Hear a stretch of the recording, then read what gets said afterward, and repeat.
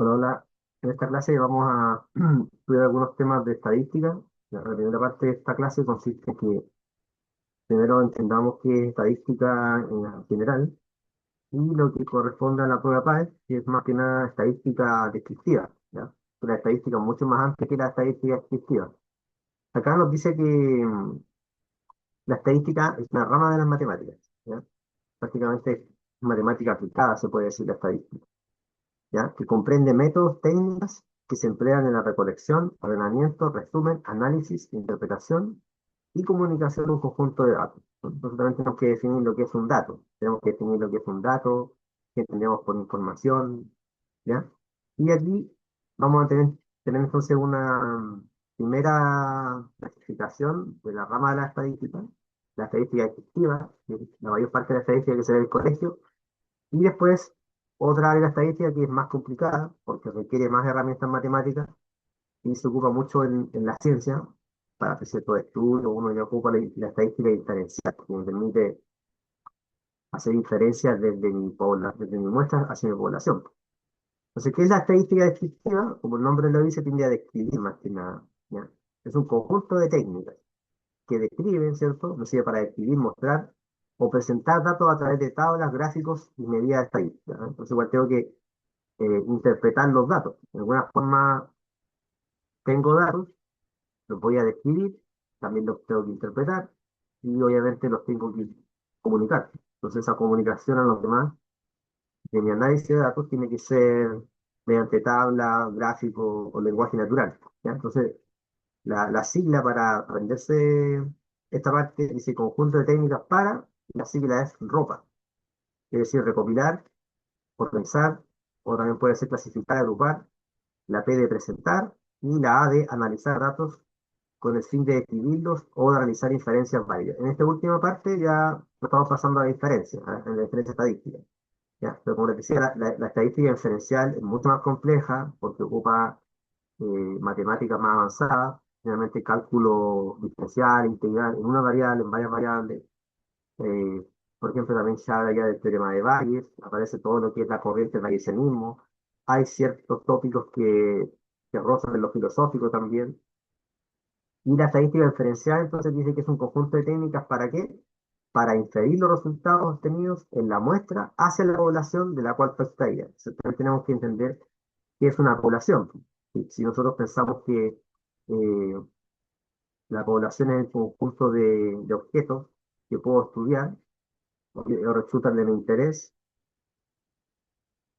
la población entonces es ese conjunto de todos los elementos que tiene una característica en común que me interese. Y una parte de esa población, un subconjunto, va a ser la muerte.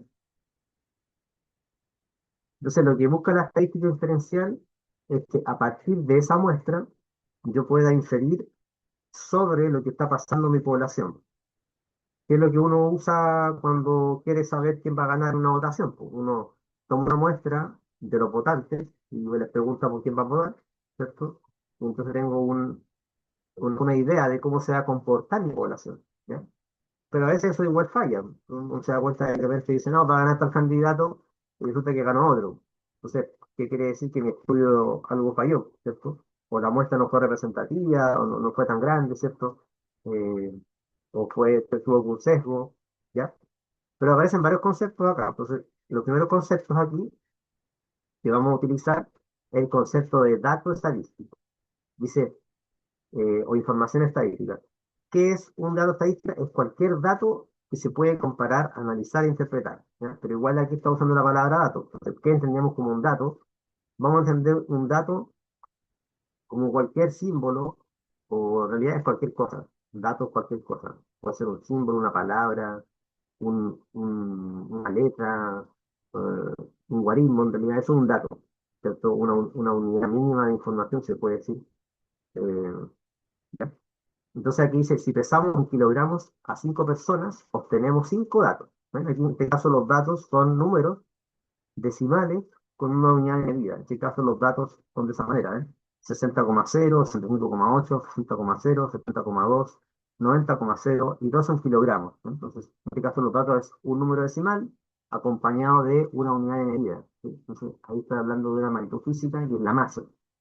Pero también un dato podría ser una palabra. ¿Se dan cuenta acá? Dice, si leemos el estado civil de tres personas, obtenemos tres datos: soltero, casado, soltero, ¿no? Entonces un dato es algo muy general. Por eso a la estadística le hace muy bien la teoría de conjunto, porque cuando hablamos de la teoría de conjunto y nos ponemos a pensar qué es un conjunto o qué es un elemento de un conjunto, también hablamos súper abstractamente. Es súper complicado definir lo que es un conjunto. Y generalmente los matemáticos no definen lo que es un conjunto. Y también cuando hablamos del concepto de pertenencia, que un objeto pertenece a un cierto conjunto, ¿sí? Entonces, es como un primitivo, se puede decir, el concepto de pertenencia, al igual que conjunto, son conceptos indefinibles. ¿Ya? Y aquí uno de los grandes que aportó a la teoría de la probabilidad estadística fue Kolmogorov, porque como Kolmogorov formaliza de alguna manera los axiomas de la nueva probabilidad, de la nueva teoría de probabilidad y de la mano también la estadística. ¿Ya? Otro concepto aquí que aparece es el concepto de población, ¿sí? Dijimos un poquito que la población son entonces un conjunto de elementos. ¿Ya? Dice que es un conjunto cuyos elementos poseen alguna característica común que se quiere estudiar. ¿Ves? Ya está usando el concepto de conjunto. ¿Ya? Y les decía que eso también comienza, bueno, no solo con Mogoro, pero con Mogoro lo que hace es como formalizar la teoría de probabilidades con la teoría de conjunto. ¿Sí? Por eso aquí se ocupa mucho lo que es conjunto. Dice aquí que poseen alguna característica común que se quiere estudiar. Se supone que el observador, el que está tomando las medidas, puede observar esa característica común. O sea, veo, por ejemplo, si estoy estudiando animales, como dice acá, que esos animales tienen alguna característica de interés. Puede ser algo cuantitativo o cualitativo, pero supone que yo tengo acceso a esa medición como agente observador, ¿cierto? Dice que tiene alguna característica común que se quiere estudiar, ya sea de individuos, de animales, de objetos, de medidas, de producciones, de acontecimientos o de sucesos. ¿Eh? Entonces son todos los elementos. Pero como a veces la población es demasiado grande, uno dice demasiado grande es casi infinita, o sea, prácticamente infinita porque no podría estudiar a todos los elementos. Por ejemplo, pensemos en todas las personas de China o todas las personas de la India. Es complicado porque son como 1.400 millones de personas. Entonces, generalmente lo que uno hace es tomar una muestra. ¿Por qué? Porque es muy costoso, demoro mucho, y cuando haya terminado el estudio, muchas personas habrán cambiado de punto de vista. O sea, por ejemplo, si les pregunto su preferencia por cierta comida, o por un equipo de fútbol, o por quién van a votar, puede ser que cuando termine el estudio ya hayan cambiado de parecer, pues, tampoco sirve. Para hacerlo más rápido, uno dice, voy a tomar una muestra, y también es más barato. Es una muestra, entonces, un conjunto que es parte de la población, por lo tanto se dice que es un subconjunto, ¿eh? Un subconjunto, desde la teoría de conjunto, es un conjunto que está incluido en otro conjunto, ¿cierto? Totalmente contenido. Y es representativo, entonces usa dos palabras, que es subconjunto y además que es representativo. ¿Qué, qué quiere decir que es representativo? Eso depende del tipo de muestreo que estamos tomando. ¿Cierto? Mi muestreo puede ser aleatorio, puede ser certificado, conglomerado. Hay varios tipos de muestreo, ¿ya? Pero el principal que entra en la PAES es el muestreo aleatorio simple, donde cada elemento tiene la misma probabilidad de ser elegido, ¿ya? Son equiprobables. Cualquiera podría ser elegido, no hay preferencias de uno sobre otro, ¿ya? Ese es el muestreo aleatorio simple que entra en la PAES. Y entonces tiene que ser representativo en ese sentido. Y acá dice como observación que las poblaciones pueden ser finitas o infinitas. Infinita más que nada se le queda como muy grande, porque también tenemos poblaciones infinitas abstractas. Por ejemplo, eh, si yo tomo los números reales, una, una población eh, infinita podría ser los mismos números reales, ¿cierto? Y una muestra podrían ser, por ejemplo, los números primos, ¿no? Una cosa así, que también puede ser infinito. ¿Ya? Ahora ahí pasan cosas raras con los números que tienen el mismo tamaño, los naturales con los enteros son el mismo porte que los racionales, aparecen los transfinitos de Cantor y un montón de cosas interesantes. ¿Ya? Pero generalmente uno trabaja con poblaciones infinitas, por eso como que diría probabilidad abstracta, ¿no? Y dice acá unidad de análisis, ¿ya? Aquí empieza a definir más conceptos. Dice que es cada uno de los elementos u objetos sobre lo que se realiza la observación de una o más variables. Es el informante. Y ahí después vamos a ver un ejemplo de lo que es el informante. ¿Ya? Entonces, ojo, que es cada uno de los elementos u objetos sobre los que se realiza la observación de una o más variables. ¿Sí? O sea, aquí le tomo la medición. Que hablo de una medición numérica, porque también puede ser que la característica sea cualitativa. Si no tengo un número, sino que esa respuesta que me da el objeto va a ser una palabra. Entonces, yo te pregunto, por ejemplo, ¿cuál es tu religión? Y esa persona me va a decir, por ejemplo, sé, pues, testigo de Jehová o católico. Entonces, por eso habla de informante, de quien me entrega la información, porque yo le pregunto. ¿Sí? Pero también puede ser que yo tome una medición, pues. Por ejemplo, te tomo la temperatura, te tomo, por ejemplo, voy al hospital, ¿cierto? Y te tomo la temperatura, te tomo la presión. Eso también son datos que estoy extrayendo de mi objeto, de mi unidad de análisis. ¿Ya? Ahora, ¿qué es la variable? La variable se define como la característica que poseen estos objetos. ¿Sí? Es cada una de las características que poseen los datos. Se denotan con la variable mayúscula, ¿cierto? Con las letras X, Y, etcétera. Dice, variable cualitativa, esta es no medible, que quiere decir que sus valores son cualidades, por eso son palabras, pero también puede ser símbolos, ¿ya? Ojo, pueden ser símbolos, no solamente palabras en español, como puede ser en cualquier idioma, pero también pueden ser símbolos. O sea, por ejemplo, yo puedo tener que a las personas le asigno este símbolo, ¿cierto? No son símbolos que le asigno, no necesariamente tiene que ser una palabra, ¿ya? O por ejemplo, no sé, pues, a los que son cristianos le asigno cruces, a los judíos le asigno la estrella de David. ¿Te das cuenta? Puede ser que la asignación que realizo no siempre es una palabra, sino que también puede ser un símbolo, ¿ya? Y eso es prácticamente cualitativo, no es numérico. Dice acá que se clasifican en nominales y ordinales. Las nominales son aquellas cuyos valores no llevan ninguna ordenación. Por ejemplo, acá, ojo que está hablando de valores, pero son palabras. Estas profesiones, por ejemplo, que tengo aquí, abogado, ingeniero, profesor, etcétera, son palabras, ¿ya? Dice eh, que son modalidades de esta profesión y podría tener varias categorías. Interesante es que en este caso la categoría profesión no son categorías excluyentes. Porque si yo tengo mi conjunto, por ejemplo, este conjunto de objetos, yo podría decir, aquí están todos los abogados, aquí están todos los ingenieros, aquí están todos los que, por ejemplo, son médicos, etcétera, ¿eh?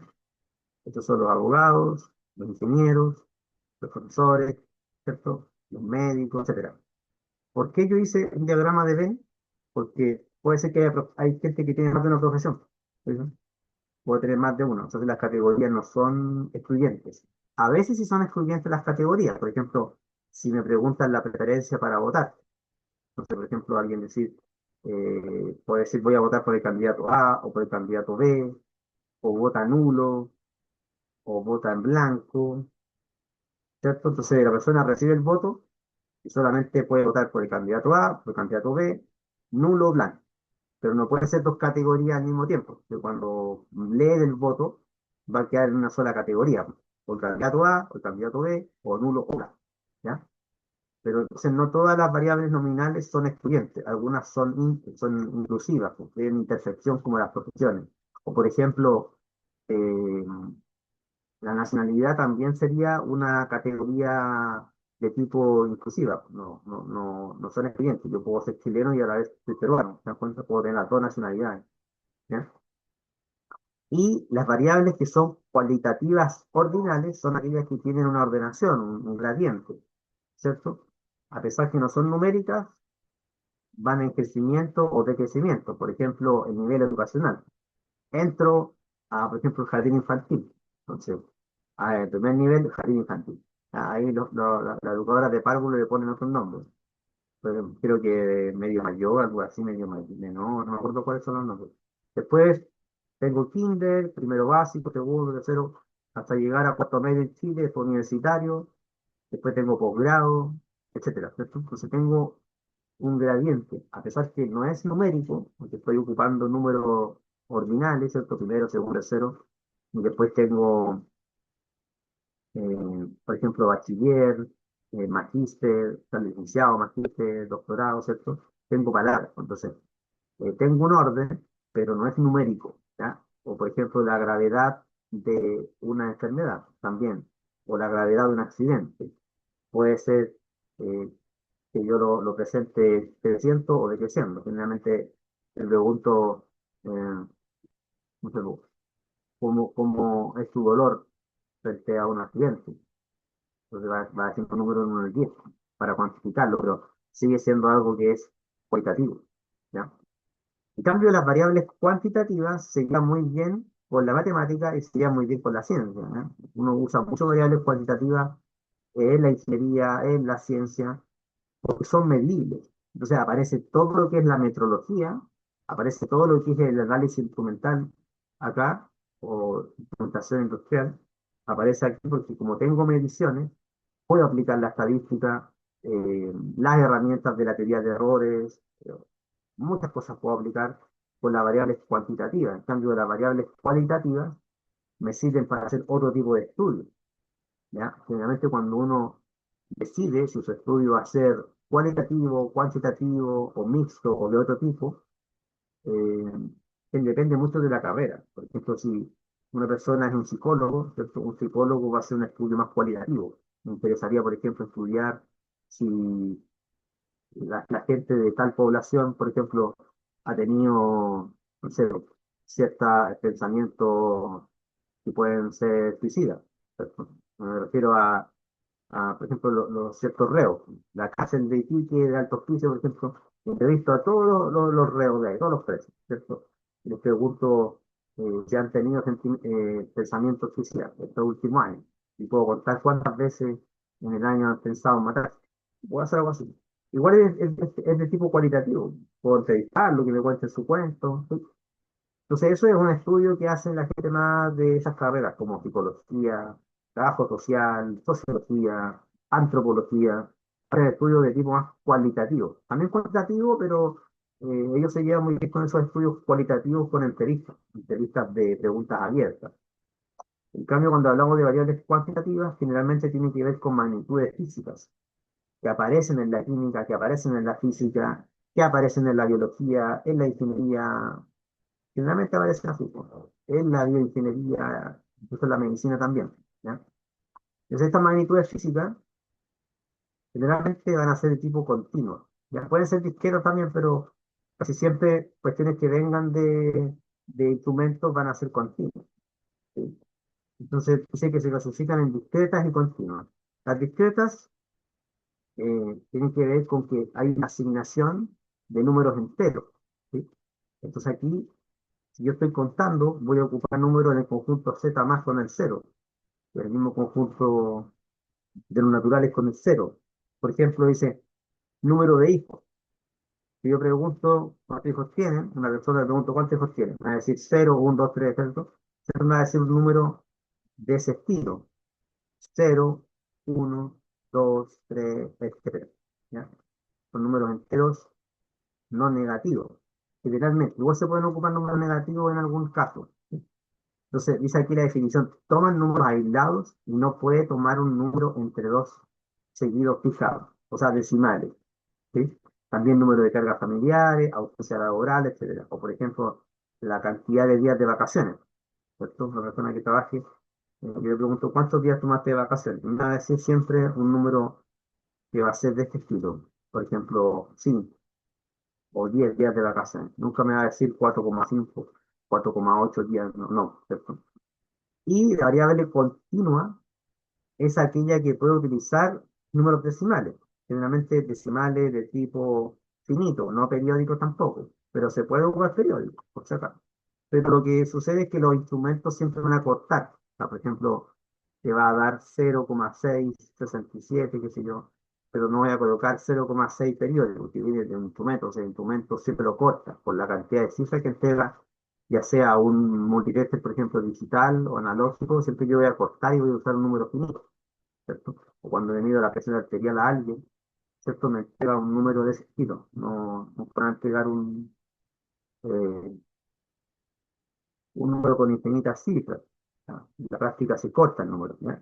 Y yo le mostré en la clase de física, que me mostrarle aquí, eh, ciertos instrumentos de medición. Tenía por acá, pero ¿no? Y lo puedo ordenar. Acá, por ejemplo, acá tengo un manómetro. Este es un manómetro de tipo análogo o analógico. Entonces, tengo valores continuos. Pero de todas formas, cuando yo saco un número de acá, porque eso, los observadores que tienen que capturar, ¿cierto? El número desde el manómetro, tengo que al final asignar un número finito, ¿cierto? Acá, por ejemplo, tengo un barómetro. Este barómetro me está indicando la presión atmosférica en hectopascales. Entonces yo tengo que mirar aquí y decir, parece ser que es un número entre 1010 y 1020, dependiendo de cuántas rayitas tengo, yo hago una aproximación al ojo, ¿sí? En cambio, cuando tomo un aparato de tipo digital, es distinto, porque el aparato digital me entrega el número al tiro. Este es un aparato digital, dice 31,8 grados Celsius. No tengo que interpretar nada, viene el número listo. O sea, este, por ejemplo, es un instrumento de tipo digital, un termómetro digital. También puedo tener un medidor de presión arterial digital, acá.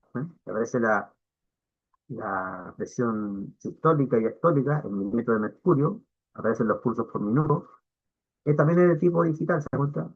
Incluso acá no aparecen decimales, ¿cierto? Pero también hay de tipo analógico, un tensiómetro que va a ser analógico.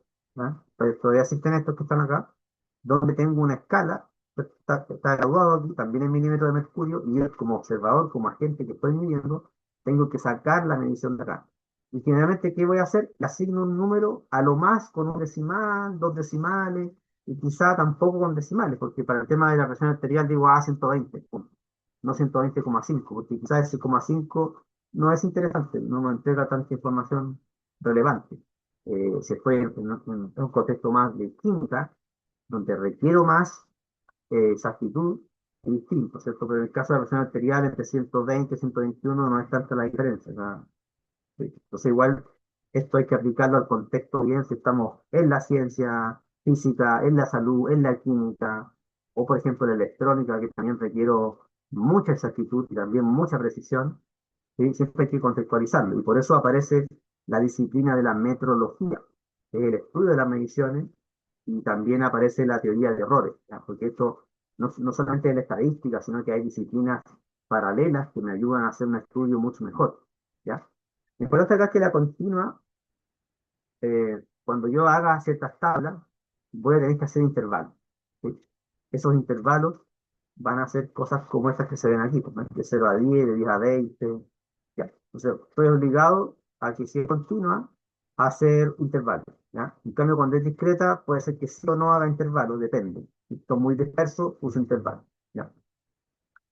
Luego aquí tengo lo que es, pero ejemplo de continua, bueno, había hablado de la presión, había hablado de la edad, de la estatura, el peso también, todo lo que uno ocupa en física, en química, en biología, son magnitudes físicas que, como son magnitudes físicas, son susceptibles de ser medidas. Entonces, todas ellas me sirven para, como variables continuas, por ejemplo, la rapidez, ¿cierto? O las RPM, también son variables que pueden llevar a decimales.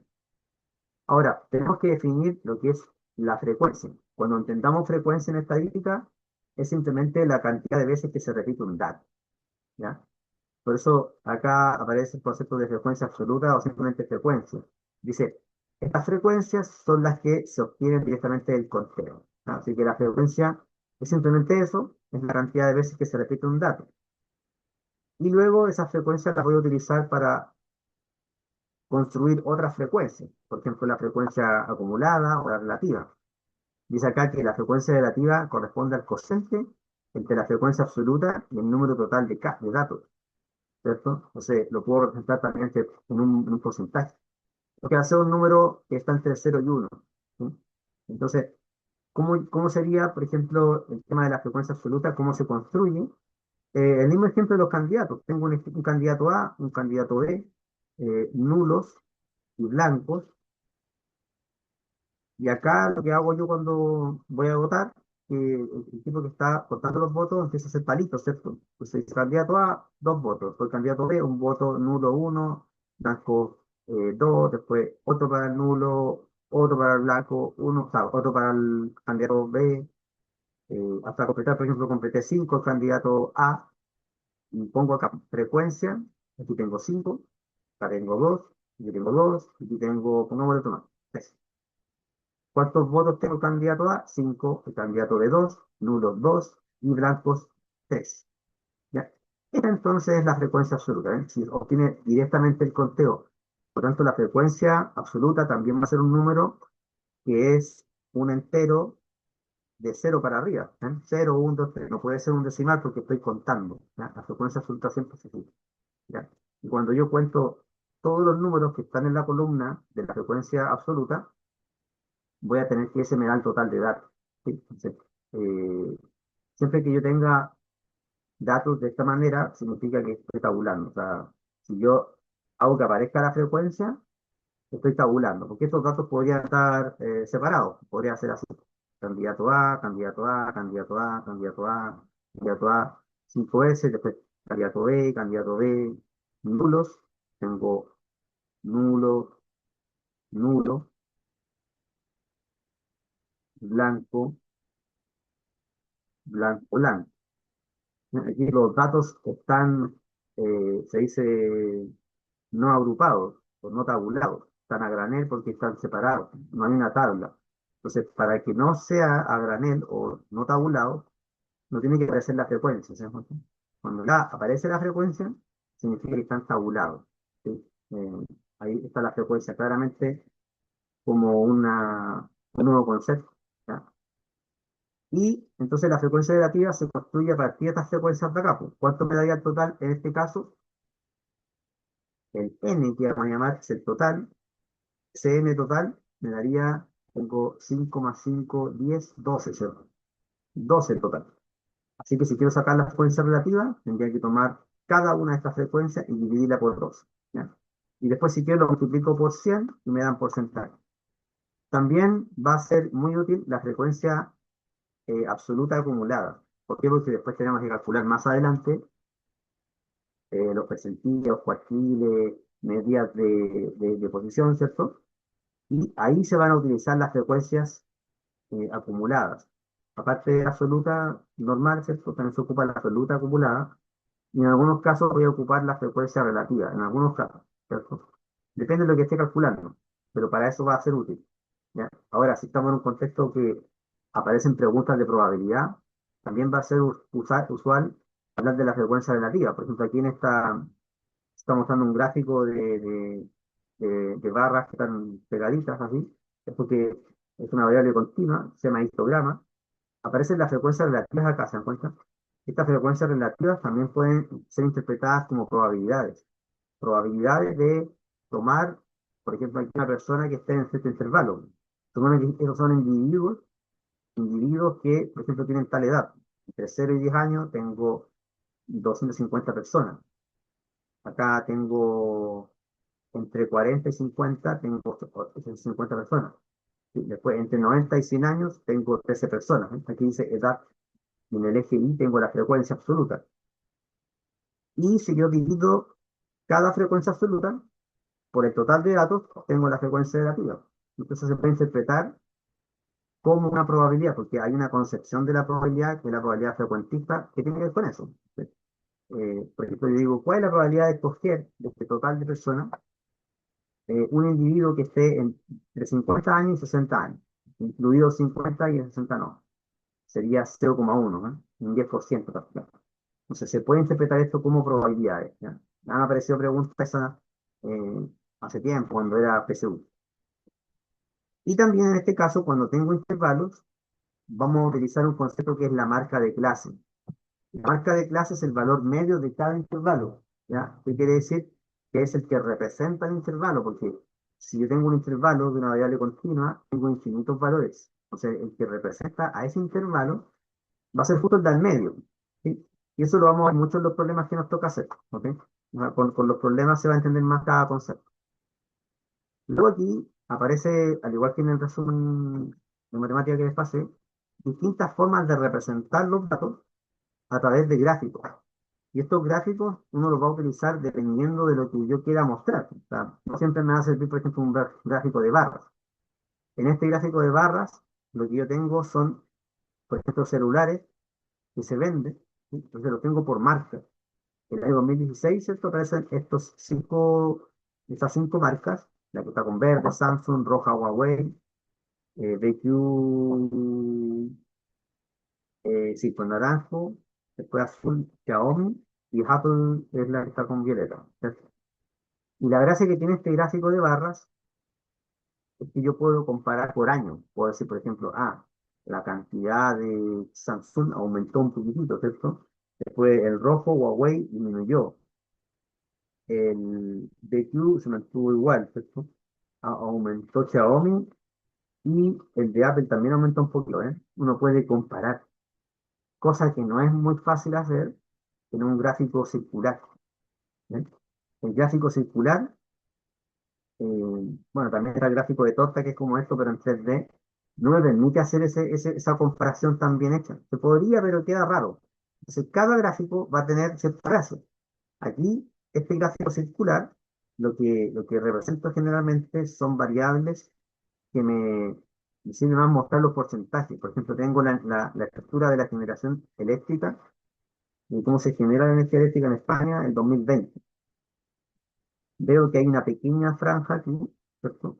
Que son otras no renovables, pues tengo que la mayoría aquí es eólica y nuclear, ¿no? 22% cada uno.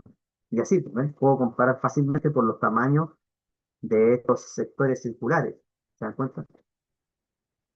Comparo entre ellas a través de porcentajes. Son variables cualitativas, ¿eh? Eólica, hidráulica, son cualitativas y tienen cierto porcentaje asociado, ¿ya? Entonces yo puedo sacar el ángulo que le corresponde a cada una interior simplemente por regla de tres. Por ejemplo, acá hay un ángulo alfa que le corresponde al 22%. ¿Y cómo saco ese ángulo alfa? Yo digo, si 360 grados le corresponde 100%, entonces para un 22%, ¿qué ángulo le corresponde? Lo hago por regla de tres nomás. Sería alfa igual a 22% por 360 dividido entre 100%.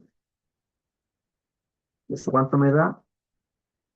Va a ser un poquito menos de 90 grados, ¿no? Porque con 25% me daría 90, de 90 grados. Tengo 22% dividido en, ya, 360 grados. 22 por 360 dividido en 7. Me dio 79,2 grados, ¿ya?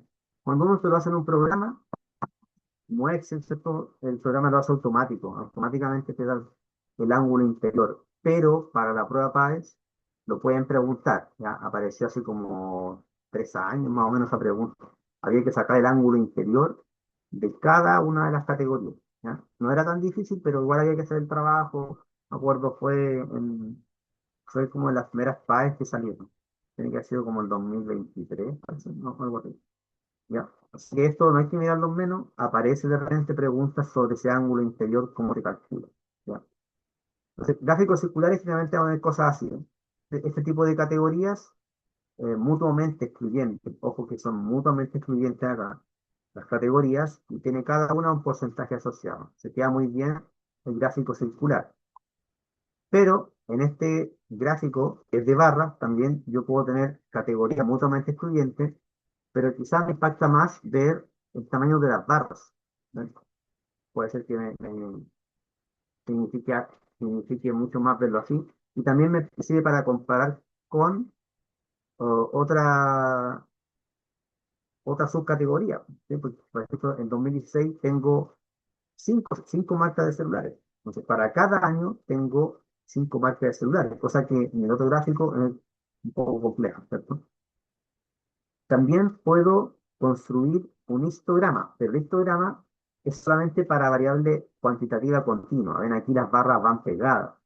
En el caso de este gráfico de barras que están aquí, las barras no tienen por qué ir pegadas, porque en este caso las variables son cualitativas, son marcas de celular, no tienen para qué pegar, no tiene sentido pegarlas, ¿cierto? Porque no son intervalos lo que tengo en el eje X. En cambio, cuando tengo una variable continua, los intervalos tienen que ir pegados uno al lado del otro, porque no hay un salto de un intervalo al otro, ¿se dan cuenta? Aquí se nota, de veinte pasa al 20. Supone que el 20 está incluido en el intervalo de abajo, 20-30, ahí está incluido el 20. ¿Ya? A veces aparece aquí cerrado y aquí abierto, ¿sí? Puede ser que venga así. Si no vienen esos corchetes, es porque se incluye en el segundo y en el primero no. ¿Ya? Y a veces también el último intervalo contiene el último valor. Por ejemplo, una persona con 100 años, esa persona de 100 años la considero en el último intervalo. Si es que aparece. Entonces también existe este histograma que está como solamente hecho para la variable continua. Y es súper interesante cuando yo tengo el tiempo en el eje X, por ejemplo, si tuviera algo así, un poco y acá tengo el tiempo, y aquí tengo otra variable, una variable v, y esa variable v, al variar en el tiempo, es una cosa así, eso es una serie de tiempos. Las series de tiempos son súper interesantes porque hay toda una teoría matemática sobre las series de tiempos. Y los estudios estadísticos de la serie de tiempos son súper importantes porque yo puedo llegar a predecir ciertas cosas. O sea, si observo un fenómeno que es cíclico, por ejemplo, que se repite cada 11 años, puedo decir, bueno, si hubo varios ciclos de 11 años, pues se observó, por ejemplo, durante 100 años se observó ciertos ciclos que se repiten cada 11 años, entonces yo podría decir más o menos, va a pasar esto, puedo llegar a predecir ciertas cosas. Si hay irregularidades, regulares astronómicas con el Sol, o por ejemplo con enfermedades de personas. No sé, las series de tiempos son súper importantes para tratar de predecir ciertos fenómenos, que la ciencia igual busca predecir pues, qué va a pasar. Pues. Habrá una pandemia dentro de 10 años, 5 años, eso también lo puede intentar hacer alguna disciplina de la salud, ¿cierto? A través de herramientas estadísticas, matemáticas, ¿ya? Y entonces aparece la serie de tiempo que es todo un campo súper importante. Pero aquí, entonces en el eje X tenemos que tener el tiempo. Acá, por ejemplo, tenemos edades que igual es el tiempo, pero acá cuando hablo de tiempo me refiero a que, por ejemplo, podría haber la cantidad de acciones que se han vendido de, por ejemplo, una empresa como X o Tesla, pues, empresas que venden mucho, o ver cómo varía el precio del Bitcoin en dólares, pues, cómo va el Bitcoin variando en el tiempo comparado con el dólar. ¿Cierto? Yo puedo decir, bueno, quizá va a pasar esta cosa. Estoy muy ocupado también en la bolsa, lo que son las series de tiempo, tratar de predecir qué va a pasar. También existe el polígono de frecuencias, que al final es tomar el histograma anterior y unir los puntos medios. ¿Eh? Entonces, voy del cero, uno con el primer punto medio, después el segundo punto medio de las barras, ¿cierto? Hasta el último. Aquí, por ejemplo, no hay otra clase, pero igual lo voy a unir. Y me quedaría entonces algo así, parecido a la serie de tiempo. Se podría pensar en tratar de predecir un fenómeno, o quizá interpolar algún valor intermedio. ¿Sí? Dice, se utiliza al igual que el histograma para representar distribuciones de frecuencias de variables cuantitativas continuas, pero como no se utiliza barra en su confección, sino segmento de la recta, de ahí el nombre de polígono, una poligonal, ¿cierto? Dice cierra, que sería un polígono. Habitualmente se usa cuando se quiere mostrar en el mismo gráfico más de una distribución. Podríamos, podría tener varias aquí. Por ejemplo, el rojo puede ser, no sé, las ventas de Apple. Y la otra puede ser las ventas de Windows, una cosa así. Eso depende, para comparar. Ahora, cuando tenemos esos gráficos histogramas, ¿cierto? Yo podría construir el gráfico de la frecuencia acumulada. Si tengo un gráfico de frecuencia acumulada, obviamente la curva que vamos a tener llega al total, pues.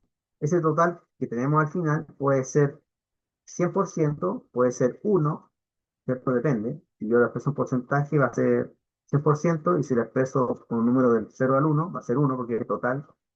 Y también podría ser el total de datos, por ejemplo, 400 datos. O sea, la idea es que siempre quede una curva de este estilo como una letra S. Y dependiendo cuán rápido crece la curva, es como están distribuidos los datos, porque la S podría crecer así, o podría crecer más antes, esto podría crecer después, o podría crecer más inclinada. Dependiendo cómo crezca la curva, y esa curva se llama ojiva, como crezca es como están distribuidos los datos. Y, por ejemplo, son los datos simétricos, asimétricos a la izquierda, asimétricos a la derecha. Eso depende. Y en el resumen de matemáticas que ustedes tienen, más adelante aparece cómo son las distribuciones de los datos, es decir, cómo son, si están cargadas a la derecha, a la izquierda, y tienen ciertos nombres específicos. Veamos eso más adelante. En, en el índice aparece incluso. Acá, veamos el índice. En el área de datos y azar, dice tipos de variables, gráficos estadísticos, pero más adelante dice asimetría de una distribución de datos, 74. ¿Ya? Igual esto es más para N2 en todo caso. Si yo puedo tener que mi distribución de datos puede estar cargada hacia la derecha o cargada hacia la izquierda o ser simétrica. Típico, por ejemplo, cuando es simétrica de una campana de Gauss. Entonces, ahí, por ejemplo, coincide la T media del centro, ¿cierto? El promedio con la moda y con la mediana, ¿ya? En cambio, cuando está cargado a la izquierda o a la derecha, van a haber distintas formas de construir el diagrama de caja bigote, ¿eh? Esto ya es un poco más adelante, lo voy a explicar con más detalle, pero eso tiene que ver con la forma que tienen los datos, ¿ven? Porque una curva que sea platicúrtica, que tenga mucha dispersión, o leptocúrtica, que tenga poca dispersión, o una mesocúrtica que tenga más o menos cierta dispersión. Y también se aplica lo que es la distribución normal, obviamente, pero ahí se habla en cuanto a probabilidades. ¿Ya? Pero también puede ser que yo tenga un gráfico de barra que sea más o menos así, pues cargado a la derecha, cargado a la izquierda, más simétrico, asimétrico. ¿Ya? Por ejemplo, acá pues, ¿ven? Tengo frecuencia, tengo intervalos, y más o menos es simétrico, ¿no? Más o menos. ¿Sí? Otro tipo de gráfico, como el primero que uno estudia cuando está en tercero básico, cuarto básico, es el pictograma. El pictograma viene de dibujo, picto es de dibujo, ¿cierto? Y ese pictograma, como está hecho con dibujos, puede construir de manera exacta o de manera aproximada. ¿Por qué? Porque si estoy, por ejemplo, viendo aquí este pescado que está acá, dice peces por año en la producción agrícola, yo no sé cuánto vale un pescado o un pez, no sé cuánto vale. No me dicen, por ejemplo, este de aquí vale, por ejemplo, 200.000. No me están diciendo eso. Supone que acá, como tengo tres y un poquitito más, y llega a ser casi 54.000, cada uno debería ser más o menos 19.000, ¿o no? Aproximadamente, porque supongamos que son 55.000, no, 54.500, ya, vamos a 54.500 dividido en 3, sí, más o menos 18.000 y tanto. Entonces, cada uno de estos aproximadamente va a ser 18.100, por ejemplo, más o menos, unidades, podría ser, ¿ya? O en este caso son toneladas, ¿viste? Toneladas. Pero como no me dan el valor exacto de un pez, de un dibujo de pez, va a ser un gráfico aproximado. ¿Ven? Por eso dice acá, pero la desventaja es que se lee en forma aproximada. A menos que me indique de manera exacta qué significa, por ejemplo, aquí estas patitas de animales o de personas, quizás, me dicen los números arriba. O sea, ahí sería exacto. O me muestran la clave del gráfico. Es muy común utilizar en diario estos pictogramas. También te lo puse en el resumen, más atrás puse un ejemplo con pelotitas, creo, no me acuerdo. Acá está, ¿eh? Este de acá dice goleadores en el campeonato. Pero aquí me dan la clave, ¿eh? La clave o llave del problema es que la pelota es igual a 2 goles. Esto pueden preguntarse en la PAE, porque son los problemas nuevos, son más visuales, eh, fáciles y difíciles al mismo tiempo, porque tengo que interpretar la información. Entonces aparecen aquí los goleadores del campeonato, Sara, Carlos, Esteban y Karen, y me dicen que una pelotita son 2 goles. Entonces, ¿cuántos goles hizo Esteban? Tendría que considerar aquí 2 por 4, 8. Y se puede interpretar de manera exacta porque me dan aquí la clave. pero si no, siempre va a ser de manera aproximada, ¿ya? Y así con cualquier otro tipo de pictograma que les puedan mostrar. Puede ser aproximado o exacto la interpretación si es que me dan la clave o no. ¿Ya? ¿Alguna duda hasta ahí o no? ¿No? ¿No hay dudas? No, profe. Ya. Ahora, hay muchos tipos de gráficos. Y uno, cuando va estudiando más y más estadística, va a ver que de repente aparecen los gráficos de violín. Hay un montón de gráficos que uno tiene que ir aprendiendo. Está, por ejemplo, el diagrama de caja de bote, que lo tenemos que ver más adelante, pero para eso tenemos que saber eh, medidas de posición. Esas medidas de posición después se van a poder interpretar. En aquí, por ejemplo, en Internet, busqué los gráficos de violín. ¿Te dais, cierto? Gráficos de violín. Sí, profe. Sí, eso se le llama gráficos de violín. Son súper interesantes y hay programas como el programa R. Acá dice justo gráfico de violín en R. Y en R, que es un programa poderoso, lo hace rápido. O sea, yo le coloco una base de datos. Aquí van a ver varios videos de tutorial en YouTube, ¿cierto? Que hacen gráficos de violín. Son súper buenos y el programa R que se usa mucho ahora en análisis de datos, estadística más avanzada, aparecen estas herramientas nuevas. ¿Ya? Y así hay un montón de tipos nuevos de gráficos que uno puede estudiar y a la vez se hace con el diagrama de caja bigote. ¿No? Esa es la gráfica de hacerlo con un software como R. Ya, es súper bueno, la gente que está ahí a la vanguardia de la estadística utiliza estas cosas, ¿ya? Pero, como les digo, hay muchos tipos de gráficos, nunca los vamos a estudiar todos, se van inventando nuevos gráficos. Por ejemplo, aparecen gráficos que son eh, de mapas, gráficos de mapas también. Y los gráficos de mapas pueden representar cosas estadísticas dependiendo del color. Son súper interesantes y se usan harto. Por ejemplo, acá eh, se ven ciertas distribuciones de colores y se pueden mostrar infografías también. Aquí un ejemplo, pero se usan mucho los colores por ejemplo, acá se pinta con colores los que tienen más cantidad de resultados, ¿no? Por ejemplo, dice Paraná 2321, ¿no? Y ahí con la letra T dice Tocantins y se pintó un poco más oscuro, ¿no? Entonces se usa una tonalidad de un color, el mismo color, pero se le va aumentando la tonalidad o disminuyendo, ¿no? ¿Se fija? Desde 1037 a 2899 para describir la cantidad, ¿eh? Eso se usa mucho en geografía. ¿Eh? Usan harto los colores para representar cantidad y otras cosas. Ustedes saben que en diferencia gráfico estamos usando KPI, muy utilizado en la ingeniería industrial de la empresa. Y programas que hoy en día que se usan harto son el Power BI, programas que se usan en empresas para construir gráficos. ¿Ven? Súper rápido también, súper bueno. Se hacen cursos ahora de Power BI y uno puede entonces colocar muchos documentos Excel acá. Por ejemplo, yo puedo colocar todos los archivos Excel de los jardines infantiles de Chile, o los colegios, por ejemplo, los coloco ahí, pum, tengo como 500 archivos Excel y después los puedo analizar con notas, por ingreso. Son súper buenos estos nuevos programas que han salido. Hay unos que son más científicos y otros son más como para empresas o a nivel de gobierno, pero dependiendo de eso, uno va a utilizar este tipo de programas. ¿Sí? Eso depende de que uno se va a dedicar. Pues, si uno está, por ejemplo, trabajando en la minería, hay mineras que trabajan más con Power BI, ¿ya?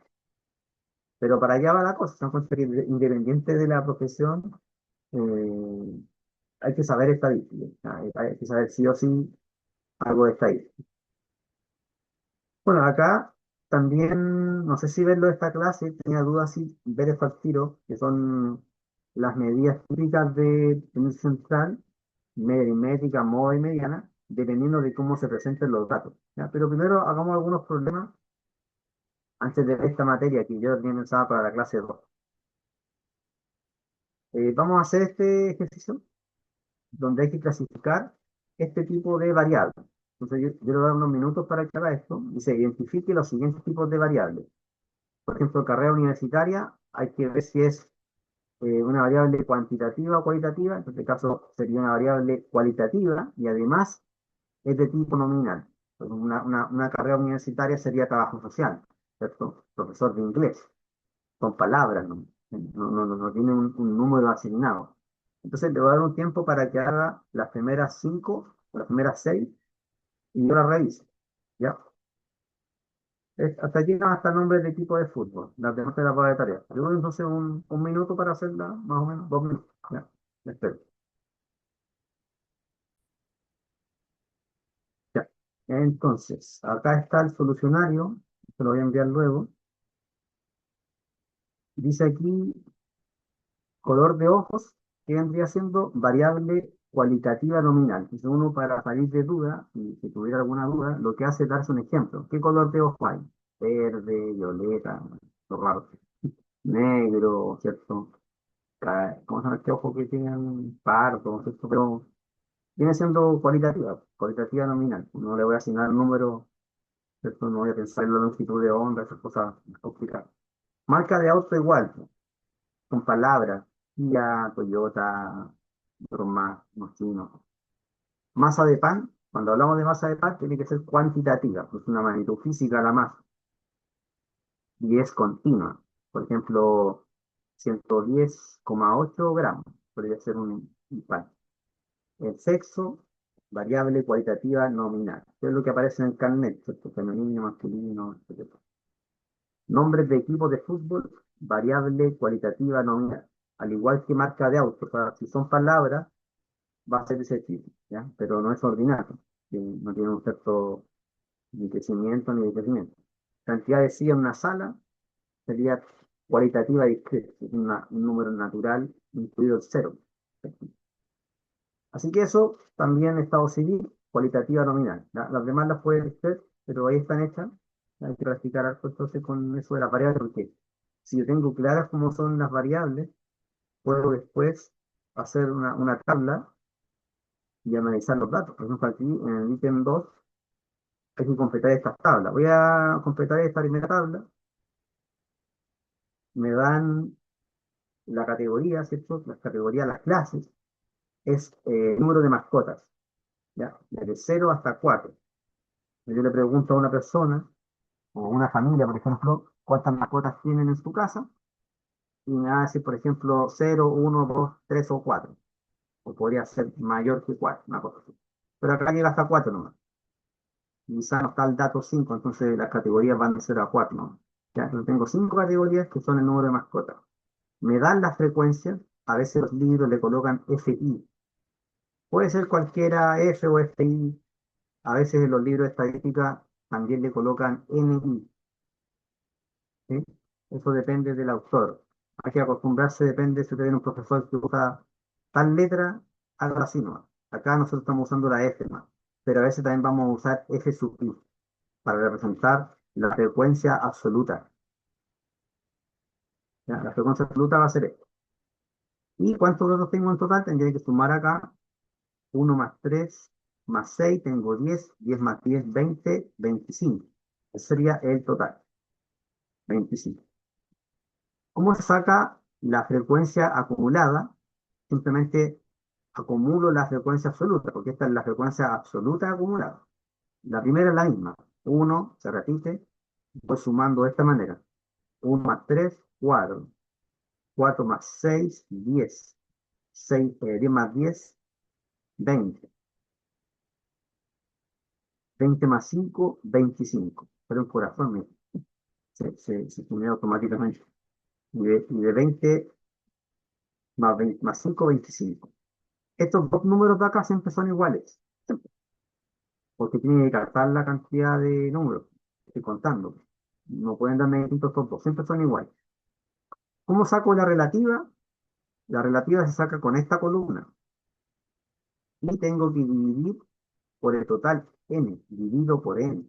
¿Ya? No se ocupa esta para sacar la relativa, no, se ocupa la de acá. Típico error, utilizan esta para sacar la relativa y al final lo que hacen es sacar la relativa acumulada.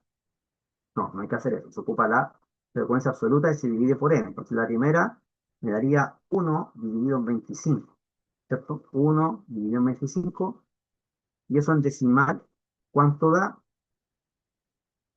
Debería ser algo como 0,04, ¿no? 1 dividido en 25, 0,04. Después tengo 3 dividido en 25, 6 dividido en 25, 10 dividido en 25, finalmente 5 dividido en 25. Ya, hagamos los cálculos.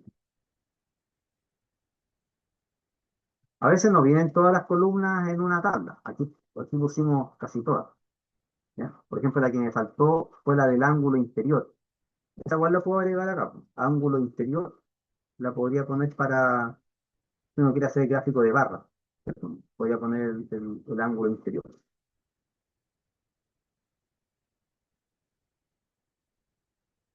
Pero no siempre es necesario colocar todo. Depende de lo que yo quiera hacer.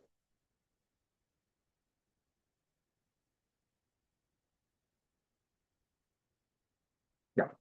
Entonces aquí 3 dividido en 25, basta que lo anterior lo multiplique por 3, ¿cierto? Entonces sería 0,12, ¿no? 3 dividido en 25, 0,12. Este es el doble, sería 0,24. Acá me da 0,10, 0,1. Y aquí sería 0,2, ¿cierto? 5 dividido en 25, 0,2. ¿Cuánto debe dar esta suma? En este caso nos va a dar exactamente 1. ¿Por qué? Porque los decimales son finitos, no tengo ninguna aproximación, entonces no me paso ni me falta para llegar a 1. Me da exactamente 1 cuando yo sume. ¿Ya? ¿Alguna duda hasta ahí? ¿No está fácil? Entonces, lo que podría ser un problema de Páez es, por ejemplo, me falta este. Me dicen, ¿cuánto vale A? Me preguntan esto. No me dan toda la tabla completa, entonces le ponen ciertos espacios vacíos. O como con una letra, me dicen, ¿cuánto vale lo que vale la letra? Ahí hay que restar, ¿no? ¿Cierto? Tendría que decir 20 menos 10, 10. O sumar 4 más 6, 10. O con el porcentaje de aquí, la relativa, sacar que es 10. Puede hacerlo como quiera, a veces tiene más de una forma de sacarlo. ¿Ya? Note acá también que la frecuencia la frecuencia acumulada no se suman. Ninguna acumulada se suma. Por eso yo le puse todo esas líneas, porque no se suman las acumuladas. Ya son suma y misma, entonces ¿para qué las voy a volver a sumar? No tiene sentido. ¿Cómo saco la relativa acumulada? Tengo que acumular la relativa de al lado, entonces la primera sería igual, 0,04. Y tendría que sumarle 0,12, sería 0,16. Acá debería darme 0,40. Con este 0, ¿está bien eso, no? 0, ¿qué no me está dando? 4, 16, 24, 0,5. Es que tengo que llegar a 1. Hay algo que no me está dando. El 10 partido por 25, más que este está malo. Sí, ese es 0,4. Este está malo. Este es 0,40. 0,40 más 0,40, 0,80. Y con este de aquí, ahí me da 1. 1,00. Ya, siempre tiene que darme este valor igual a este, 1, o muy cercano a 1. Puede ser, por ejemplo, 1,02 o 0,98, más o menos el rango que uno puede tolerar. ¿Sí? Y como saco la frecuencia relativa porcentual, para construir esta columna, tendría que tomar esta columna y multiplicarla por 100%. Es decir, la frecuencia relativa porcentual es igual a la frecuencia relativa por el 100%. Me quedaría entonces 0,04%, eso es un 4%. Acá tengo 12%, 24%, 40%, 20%. Y la suma de esto tiene que ser 100%. Después, ¿cómo saco la relativa acumulada porcentual? Se acumula esto. Eso es lo que yo hago. O lo otro es multiplicar por 100 esta que ya teníamos. esta también la podría multiplicar por 100, ¿sí? O acumular la que tengo acá al lado. ¿Cómo queda? Si da lo mismo, ¿sí? Me daría 4%, 16%, 40%, 80%. Y siempre la última de acá va a ser 100%, siempre, porque es el último porcentaje que voy a acumular. Entonces, obviamente, estos dos números tienen que ser iguales, 100%, con este 100. O sea, puede haber una pequeña discrepancia en los decimales, pero eso sucede cuando uno tiene números acá, en vez de 25, por ejemplo, hubiéramos tenido 17. ¿Qué es lo que pasa?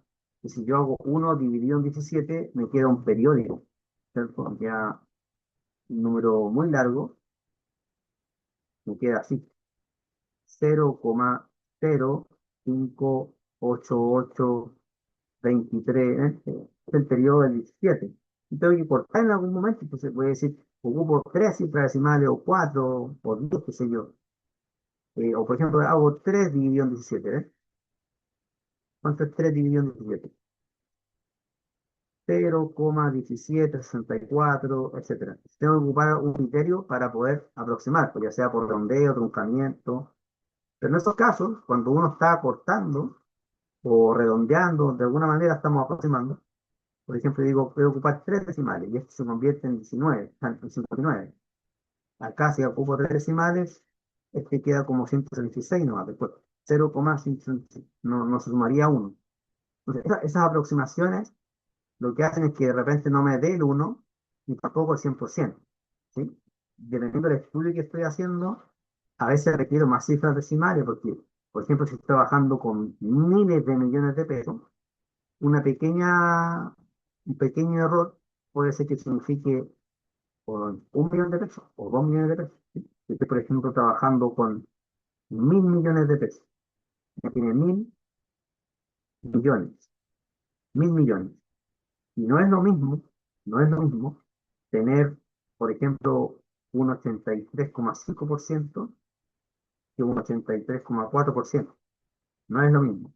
Porque ese 0,1%, como son 1.000 millones, va a ser un número que no es tampoco despreciable, ¿ya? Va a ser prácticamente cuánto. Tendríamos que calcularlo, pero si estoy ocupando cifras grandes, obviamente ese coma algo importa, importa. Y finalmente, ¿cómo sacamos el ángulo interior para hacer el gráfico circular?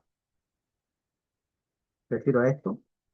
Por ejemplo, cuando tengo la categoría 0, para 0 mascotas, le va a corresponder un cierto ángulo, acá, para un 4%. Va a ser pequeñito, pero a ver, podemos hacer el de 3 mascotas, ¿ya? Por ejemplo, 3 mascotas, bueno,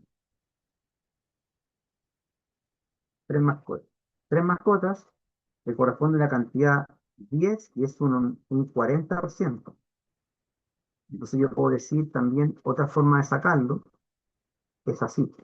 Este alfa i se puede construir como la frecuencia relativa por 360. Eso es otra forma de sacarlo. Entonces tomo, por ejemplo, este número y lo multiplico por 360. ¿Cuánto me daría eso? 0,04 por 360. Me dio 14,4 grados.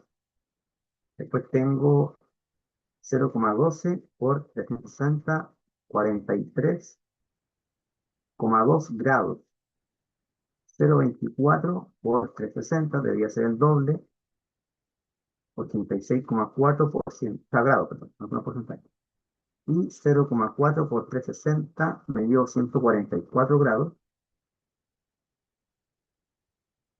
Y tengo 0,2 por 360, que la quinta parte de 360, 72. ¿Ya? Y cuando yo sumo esto hacia abajo, tiene que dar 360. ¿Ves? Y para 3 mascotas, ¿cuánto le corresponde entonces? 144. Tiene que ser más de lo que dibujé entonces. Me quedaría algo así. Porque acá tengo 180, entonces tiene que ser menor. Por ahí, ¿no? 144. Acá tengo 90, 135.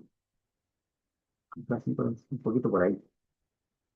Pero ese ángulo que tengo entonces sería 144 grados para esta categoría de mascotas, ¿ya? Me refiero a ese ángulo. ¿Sí? Y así los demás. Podría graficarlo, 72, 86, etcétera. Pero ustedes me entienden. ¿Ya? ¿Alguna duda o no? ¿No? Ya, hagamos este último de la variable continua, terminamos. ¿Ya? Aquí podemos revisar otras cosas en la tutoría, pero la idea es que ustedes trabajen con eso. Vamos a hacer esta de acá. Dice que tengo una tabla donde las categorías son intervalos. Por ejemplo, este intervalo, esos números podrían estar, por ejemplo, en metros. ¿Sí? Entonces va de cero a algo, después de algo hasta 800. Tengo que ver el límite inferior y el límite superior de cada intervalo. Esto que está acá es otra manera de quitar el intervalo, entonces tengo el intervalo 1, 2, 3, 4, ¿ya? Pero eso no se utiliza mucho. La marca de clase, que es el valor medio de cada intervalo. Entonces, por ejemplo, si quiero sacar una marca de clase 1, sería el límite inferior 1 más el límite superior 1, todo eso dividido por 2. Esa es la forma de sacar esa primera marca de clase. Ya me la dan, que es 200, no sé. Yo me pregunto, cero más cuánto dividido en 2 me da 200. Debería ser 400, ¿o no? ¿Sí? Esa es una manera de sacarlo. La otra manera de sacarlo es pensar en la amplitud de cada intervalo, porque las amplitudes van a ser iguales. La amplitud, vamos a llamarlo con la letra A mayúscula, por poner una letra, y va a ser el límite superior menos el límite inferior. Para cualquier intervalo, porque en general los intervalos van a tener la misma amplitud casi siempre. A veces el último puede ser más grande, por ejemplo, el último puede ser de 1200 para arriba, ¿cierto? Pero en general se va a calcular así la amplitud, como el límite superior menos el límite inferior. ¿Cuánto sería la amplitud en este caso? Por ejemplo, acá me están dando este intervalo completo, de 800 a 1200, entonces hago 1200 menos 800, me da 400. Esa sería la amplitud. Y con esa amplitud podría sacar lo que me falta. ¿Sí? Acá completaría con 400 y acá sería 1600. Esa es una manera de sacarlo, pero también tiene la marca de clase. La marca de clase que me falta para el intervalo 3 sería 800 más 1200 dividido en 2 sería 1000, ¿o no? Porque entre marcas de clase también hay una amplitud. ¿Ves? Más una amplitud, más una amplitud, más una amplitud. Ojo que las marcas de clase y los intervalos no se suman hacia abajo. Por eso se le ponen estas rayas. ¿No? Porque en la última línea están los totales, pero los intervalos ni las marcas de clase se suman. Al igual que las acumuladas tampoco se suman. Me dan las frecuencias, sí, son 50 datos. La primera es la misma, después voy sumando. 20 más 5, 25. 25 más 15, 40. 40 más 10, 50. Comprobamos que estos dos son iguales. ¿Ya? Así que está bien. Después vienen las relativas, pero esa relativa es relativa porcentual, ¿ves? No colocaron la relativa que es 0, algo. Ah, ya. Es que la marca de clase al final es el promedio de los dos límites, ¿sí? Entonces, por ejemplo, para el primer intervalo, la marca de clase ya me la dan, que es 200. ¿Por qué? Porque si me da la amplitud, que es 400, yo puedo decir, bueno, 0 tengo que sumar una amplitud, sería 400. Eso es una manera de sacarlo. La otra manera de sacarlo sería así: 0 más algo partido por 2 me da 200. Entonces, ese algo que tiene que ir acá es 400 para el primer intervalo. ¿Sí? Sería 400. Porque 0 más 400 partido por 2 me da 200. Pero, ¿qué es lo que pasa con las marcas de clase? Que las marcas de clase también van a tener una separación de una amplitud. ¿Qué quiere decir? Que yo puedo calcular la primera marca de clase, promediando los dos primeros, ¿cierto? 0 más 400 partido por 2, 200. Y para sacar la siguiente marca de clase, voy a sumar una amplitud. 200 más 400 me da 600. Después 600 más 400 me da 1000. 1000 más 400 me da 1400. Eso. Entonces, la masa de clases siempre tiene una separación de tamaño a una amplitud. ¿Ya? Es una manera rápida de hacerlo. Y los problemas que vienen, ahí no está más adelante, creo. Hora de otra guía. Acá está uno. Por ejemplo, acá, la marca de clase que sigue, porque la primera marca de clase es 50, la otra marca de clase que sigue es 150. ¿Por qué? Porque la amplitud es 100, ¿cierto? 100 menos 0, 100. Esa es la amplitud. Entonces, la segunda marca de clase sería 50 más 100, 150. Después 150 más 100, 250. 250 más 100, 350. O si quiero promediar, por ejemplo, estos dos, también me daría 350.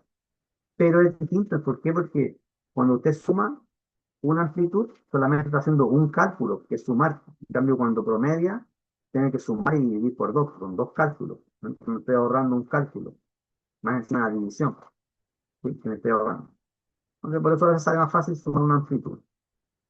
¿Ya? Después ahora, en cuanto a la frecuencia, les decía que no aparece la frecuencia relativa como un número que está entre cero y uno, sino que sale aquí la frecuencia relativa porcentual. ¿Ya? La primera dice que eh, correspondería a 20 como cantidad, ¿cierto? Pero hay que transformarla a porcentaje. Yo ya tengo que 10 es el 20%, ¿cierto? Esa acá sería 40%, ¿no? Ese 40% al final también es igual a este. Lo puedo completar como quiera, ¿sí? Y al final este también es 100%, ¿sí? Esos dos tienen que ser iguales. Y no hay una única forma de llenar la tabla. Depende de cómo quieras empezar. Los dos tienen que ser iguales. Y me estaría faltando 8. Me estaría faltando acá 40 más 10, 50%. 50 más 30, 80. Y finalmente 80 más 20 me da 100. Ahí está completa la tabla. Después podrían preguntarme otra cosa, pero hay que ser rápido en esto de completar la tabla, porque podría ser que me preguntan algún parámetro de la tabla. ¿Ya? Por ejemplo, en el que le mostré recién, aparecía BCD. Me hacen preguntas sobre eso, ¿no? Igual en la pregunta número 9 hay que calcular este A, que está aquí, y también quizá le sirva sacar el B y el C. Bueno, el C sabemos que el último de la relativa acumulada porcentual tiene que ser 100%. ¿Sí? El B de aquí se obtiene como 52 menos 20%, 32%. Depende, ¿ya? Pero eso, de repente aparecen letras en las tablas, hay que calcularlas, ¿ya? Acá, por ejemplo, también pues, aparecen A, B, C, D, E, hay que calcular esas marcas de clase, ¿ya? Porque me hacen preguntas acá. Esta es la última de la guía, ¿eh? Eso lo podemos ver en tutoría. Yo creo que por ahora está bueno. Usted tiene alguna pregunta, pero con eso está bien por ahora. Las demás las dejamos para la tutoría del sábado.